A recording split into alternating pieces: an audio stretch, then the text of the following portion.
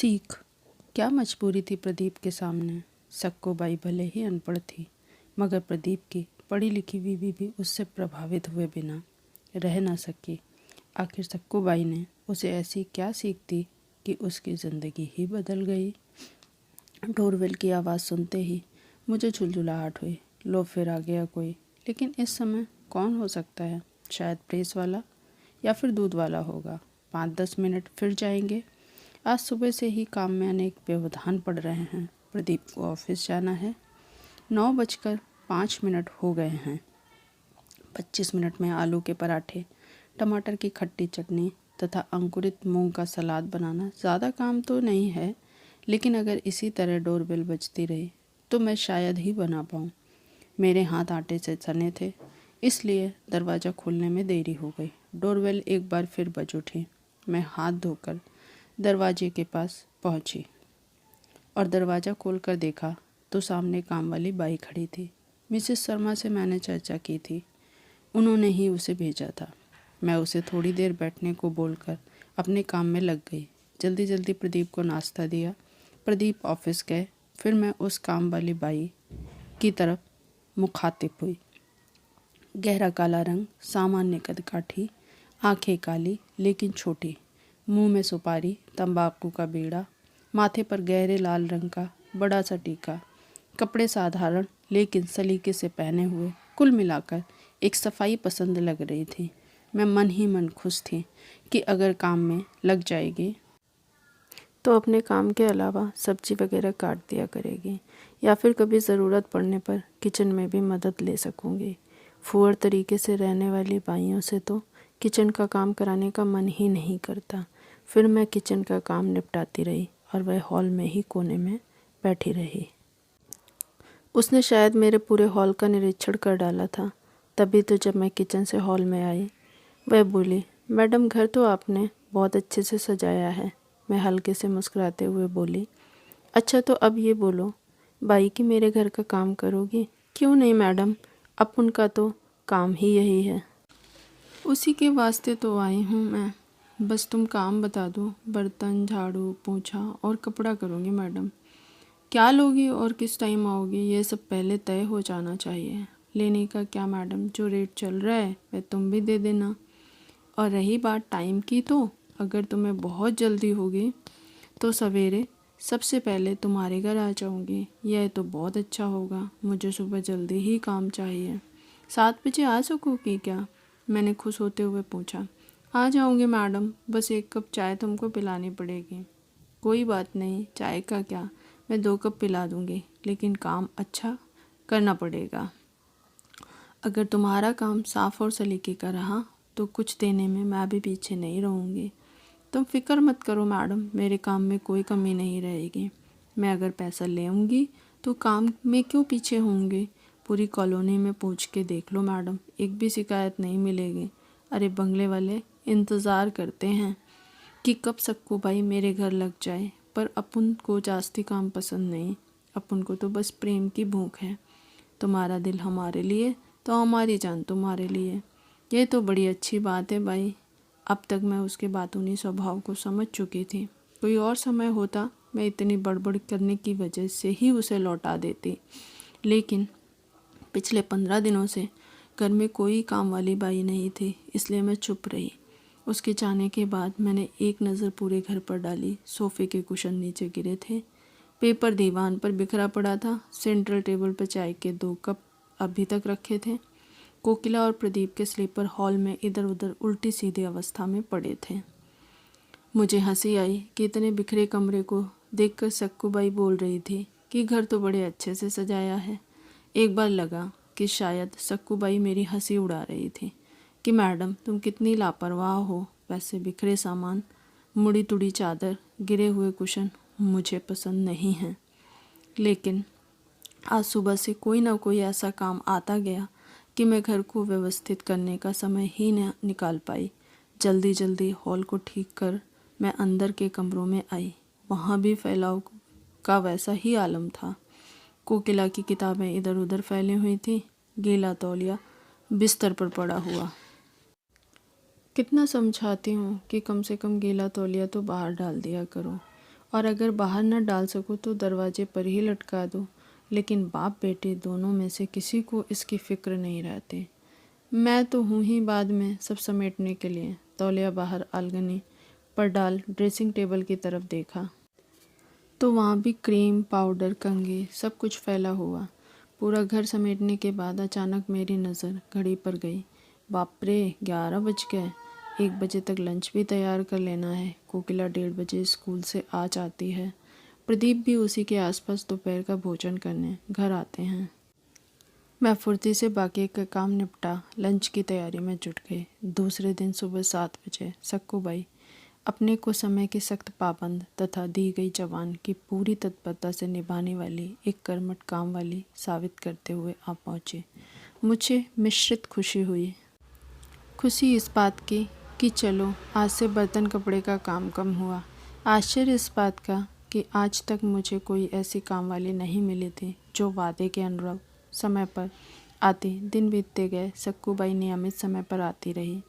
मुझे बड़ा सुकून मिला। कोकिला तो उससे बहुत हिल मिल गई। सवेरे कोकिला से उसकी मुलाकात नहीं होती थी, लेकिन दोपहर को वो कोकिला को कहानी सुनाती, कभी कभी उसके बाल ठीक कर देती। जब मैं कोकिला को पढ़ने के लिए डांटती तो वह ढाल बनकर सामने आ जाती। क्या मैडम, क्यों इतना डांटती हो तुम?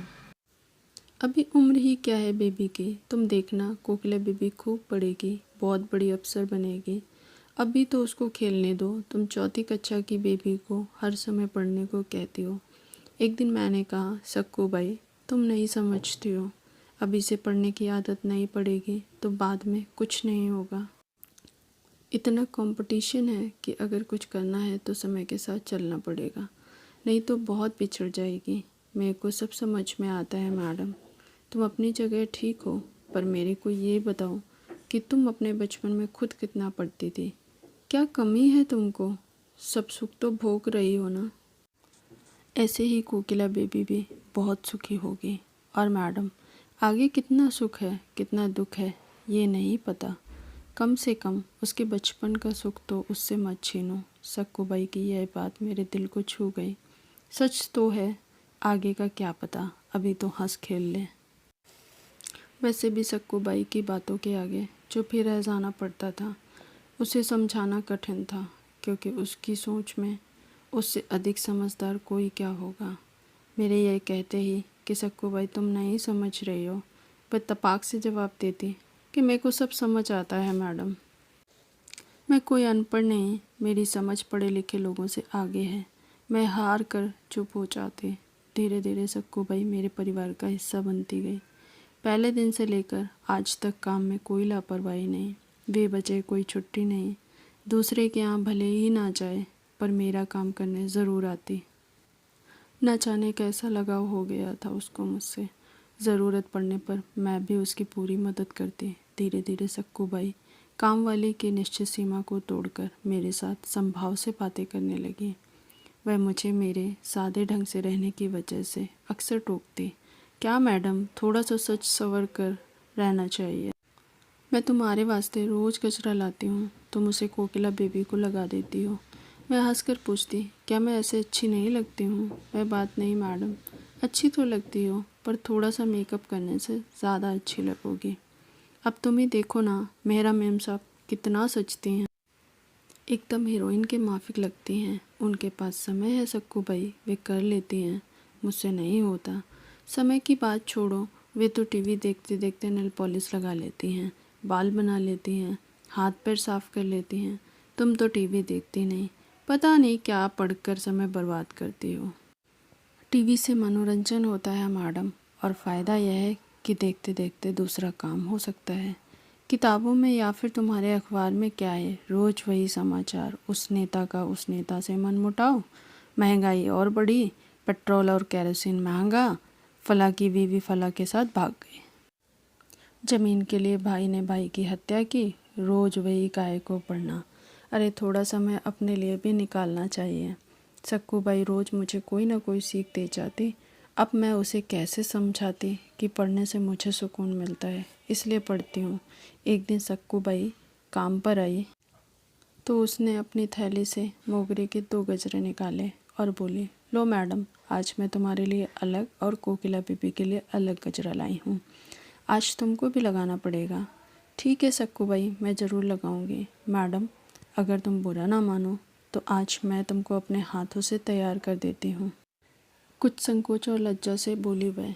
अरे नहीं, इसमें बुरा मानने जैसी क्या बात है, पर क्या करोगी मेरे लिए? मैंने हंसकर पूछा। बस मैडम तुम देखती रहो, कहकर वह जुट गई। मैंने भी आज उसका मन रखने का निश्चय कर लिया। सबसे पहले उसने मेरे हाथ देखे और अपनी बहुमुखी प्रतिभा व्यक्त करते हुए नेल पॉलिश लगाना शुरू कर दिया। नेल पॉलिश लगाने के बाद खुद ही मुग्ध होकर मेरे हाथों को देखने लगी और बोली, देखो मैडम, हाथ कितना अच्छा लग रहा है। आज साहब जी आपका हाथ देखते रह जाएंगे। मैंने कहा, सक्कू भाई, साहब का ध्यान माथे की बिंदिया पर तो जाता नहीं। भला वे नाखून क्या देखेंगे? तुम्हारे साहब बहुत सादगी पसंद है। मेरा इतना कहने पर वह बोली, मैं ऐसा नहीं कहती मैडम कि साहब जी का ध्यान मेकअप पर ही रहता है। अरे अपने साहब जी तो पूरे देवता हैं। इतने सालों से मैं काम में लगी, पर साहब जी जैसा भला मानुस मैं कहीं नहीं देखी। मेरा कहना तो बस इतना था कि सजना संवरना आदमी को बहुत भाता है। वह दिन भर थक कर घर आए और घर वाली मुचड़ी हुई साड़ी और बिखरे हुए बालों से उसका स्वागत करें तो उसकी थकान और बढ़ जाती है, लेकिन यदि घर वाले तैयार होकर उसके सामने आए तो दिन भर की सारी थकान दूर हो जाती है। मैं अधिक बहस ना करते हुए चुप होकर उसका व्याख्यान सुन रही थी, क्योंकि मुझे मालूम था कि मेरे कुछ कहने पर वह तुरंत बोल देगी कि मैं कोई अनपढ़ नहीं मैडम। इस बीच उसने मेरी चूड़ियाँ बदली, कंघी की, गजरा लगाया, अच्छी सी बंदी लगाई। जब वह पूरी तरह संतुष्ट हो गई तब उसने मुझे छोड़ा। फिर अपना काम निपटाकर वह घर चली गई। मैं भी अपने कामों में लग गई और यह भूल गई कि आज मैं गजरा वगैरह लगाकर कुछ स्पेशल तैयार हुई हूँ। दरवाजे की घंटी बजी, प्रदीप आ गए थे। मैं उनसे चाय के लिए पूछने गई तो वे बड़े गौर से मुझे देखने लगे। मैंने उनसे पूछा कि चाय बनाकर लाऊं क्या? वो मुस्कुराते हुए बोले, थोड़ी देर यहीं बैठो। आज तो तुम्हारे चेहरे पर इतनी ताजगी चलक रही है कि थकान दूर करने के लिए यही काफ़ी है। इसके सामने चाय की क्या ज़रूरत? मैं आवाक हो उन्हें देखती रह गई। मुझे लगा कि सक्कू बाई चिढ़ा चिढ़ा कर कह रही है, देखो मैडम, मैं कहती थी ना कि मैं कोई अनपढ़ नहीं। Thanks for watching. If you like this story, please subscribe my channel. Like, share, subscribe, comment. Thank you.